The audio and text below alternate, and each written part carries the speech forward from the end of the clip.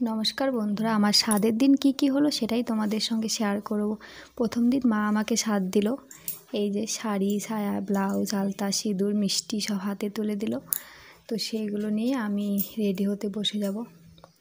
Ready হব, এই যে প্রথমেই মাইমা আমাকে একটু আলতা পরিয়ে দিচ্ছে। আলতা, সিঁদুর সব কিছু পরলাম, পরে রেডি হয়ে গেলাম। এখানে তোমাদের দাদাভাই ঘর সাজিয়েছিল সুন্দর করে, বেলুন আবার কী দিয়ে বেবি শাওয়ারের কিছু জিনিস অনলাইন থেকে শপিং করেছিল, সেগুলো সাজিয়েছিল। ভাই তো অনেক খেলছিল, সেগুলো নিয়ে অনেক মজাই ছিল। আমাকে সাজানো হয়েছিল, সব মিষ্টি খাওয়ানো হলো। এই যে সবাই মিলে আমরা বসে ফটোশ্যুট করছিলাম। এরপরেই আমাকে খাওয়াতে বসিয়েছিল।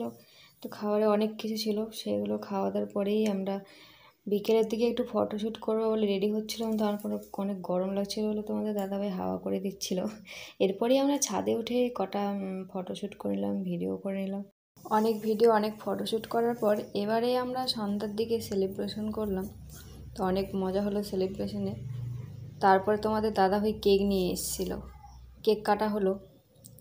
কেক আমি তোমার দাদাভাই করে কাটলাম, সেখানে সবাই এসেছিলো, বেশ আনন্দ মজা করলো, সবাইকে কেক খাওয়ানো হলো। তারপর তোমাদের দাদাভাই আমাকে কেক খাইয়ে দিল, আমিও তাকে খাইয়ে দিলাম। এই তো এরপরে আমরা ইটস বয় ইটস গার্ল নিয়ে একটু মজা করছিলাম।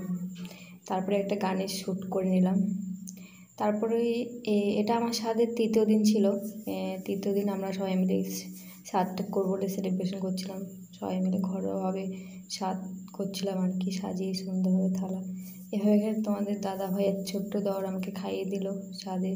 তারপর সবাই মিলে বসে হাসি ঠাট্টা মজা করছিলাম, আনন্দ করছিলাম। এভাবেই আমরা স্বাদের দিনগুলো খুব আনন্দে কাটিয়েছিলাম।